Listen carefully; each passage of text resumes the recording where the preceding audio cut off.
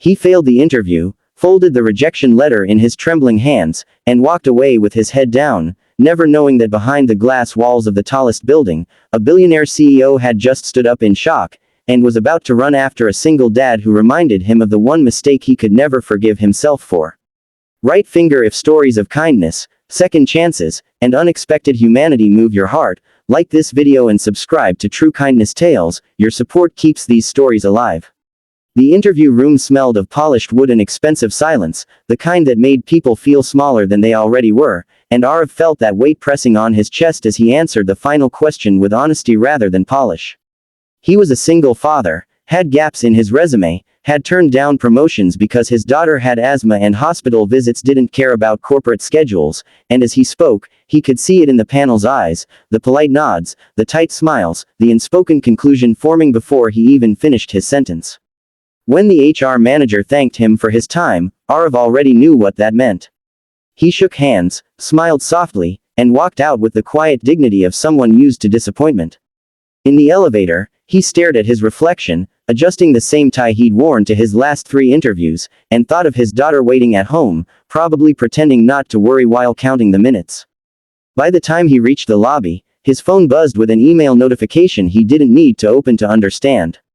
"We regret to inform you." He folded the phone into his pocket and stepped outside, the city roaring around him, indifferent and fast. Inside the building, on the top floor, Billionaire CEO Rohan Mehra stood frozen, staring at the resume still glowing on his tablet. Something about Arav's answers, his calm honesty, the way he spoke about responsibility rather than ambition, had struck a nerve he hadn't felt in years. Rohan had built an empire on brilliance and speed, but somewhere along the way, he had sacrificed people who couldn't keep up, including one man long ago, a single father whose potential he had dismissed as inconvenient. That man had left, and months later, Rohan had learned the cost of that decision in a way money could never fix.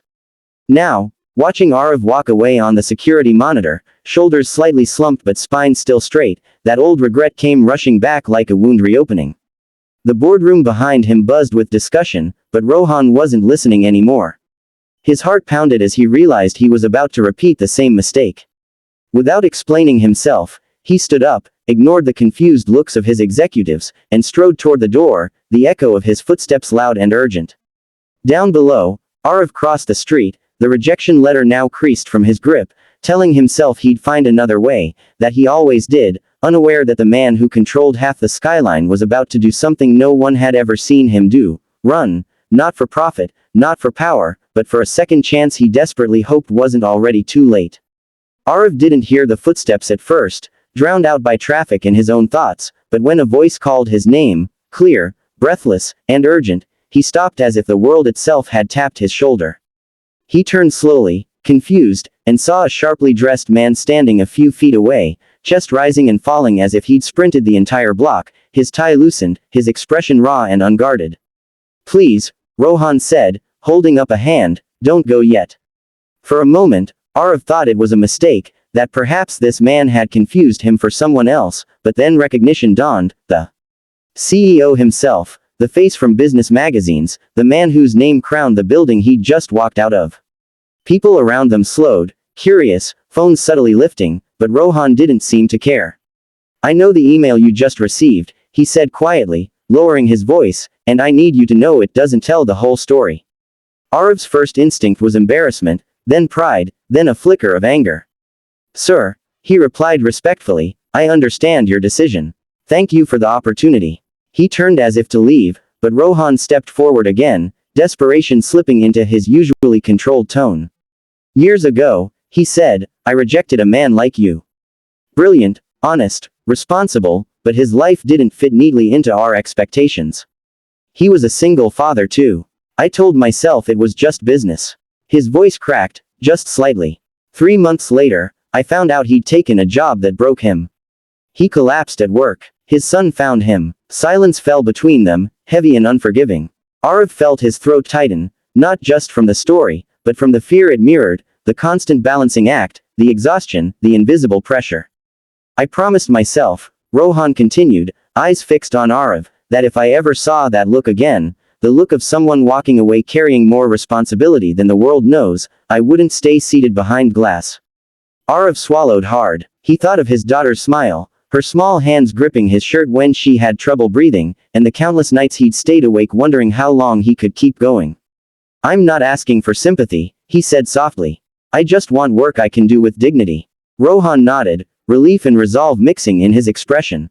"Then come back," he said. "Not for the position you applied for, but for one we should have offered in the first place. Flexible hours, real support, and a culture that doesn't punish people for being human." Arav hesitated, the weight of years of rejection making trust feel dangerous, but something in Rohan's eyes, regret laid bare, unshielded by wealth, felt real.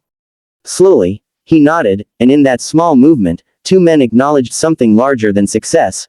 That kindness, once chosen, could rewrite more than a resume, it could change a life's direction. The office felt different when Arav walked back in, not because the marble floors had softened or the lights had dimmed, but because he no longer felt invisible. Over the following weeks, his presence transformed more than his own circumstances. He worked with focus and gratitude, not out of fear, but out of purpose, and his ideas, shaped by years of problem solving under pressure, began saving the company time, money, and something less measurable but more valuable, morale. Rohan watched quietly, often from a distance, noticing how Arav mentored younger employees, how he left promptly at a reasonable hour without apology, how he spoke openly about parenthood without shame. Policies began to change, not announced with grand speeches, but implemented with intention. Flexible schedules, emergency family leave, a new metric of leadership that included empathy. One evening, Rohan found Arav packing up his desk, smiling as he checked his phone. "My daughter's breathing test came back normal today," Arav said simply, and in that moment, Rohan felt a tightness in his chest, not pain, but release. Months later, at a company town hall, Rohan told the story, not naming Arav, but admitting his own failure, his own learning. The applause that followed wasn't for profit margins or expansion plans, but for honesty. After the event, Arav stood at the back, watching employees laugh and talk, and realized something profound. He hadn't just been given a job, he'd been given respect. That night, as he tucked his daughter into bed, she asked, "Did you have a good day, Papa?" He smiled, brushing her hair back. "Yes," he said, voice steady, and it all started because someone chose to be kind. Across the city, Rohan looked out over the skyline he owned and understood, perhaps for the first time, that his greatest legacy wouldn't be the buildings bearing his name, but the moment he stood up and ran after a man everyone else had let walk away. Right finger if this story touched your heart and reminded you that kindness can change destinies, please like this video and subscribe to True Kindness Tales, because every share helps spread stories the world needs to hear.